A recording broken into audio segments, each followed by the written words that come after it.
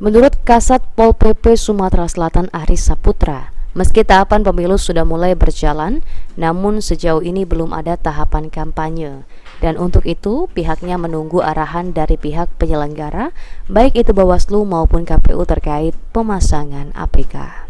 Dengan berpedoman per Bawaslu dan PKPU nomor 23 tahun 2018 terkait penetapan APK, Aris memastikan dalam waktu dekat Satpol PP Sumsel akan melaksanakan penerbitan terhadap APK baik dalam bentuk baliho maupun spanduk di Sumsel yang melanggar aturan dengan tetap berkoordinasi dengan Satpol PP Kota.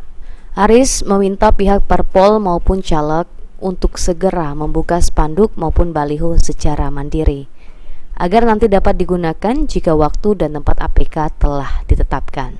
Dari Panwas, sepanjang tahapannya belum masuk, maka kita menghimbau kepada Pol PP Kabupaten Kota untuk menegakkan aturan sesuai dengan perdanya masing-masing, sehingga akan tercipta ya estetika, keindahan dan kerapian kota itu sebagaimana yang diharapkan. Ya contoh soal, jangan ada yang masang di pohon-pohon, sayang pohon-pohon nanti mati kalau dipaku-paku segala macam.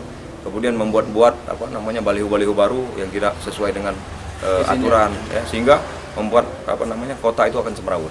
Jadi kami akan himbau sekali lagi sebelum masuk tahapan ke pemilu sebagaimana yang akan kami kerjasama dengan Panwas, maka kami akan meminta kepada Pol PP Kabupaten Kota tegakkan aturan sesuai dengan perda yang ada di kabupaten kota masing-masing.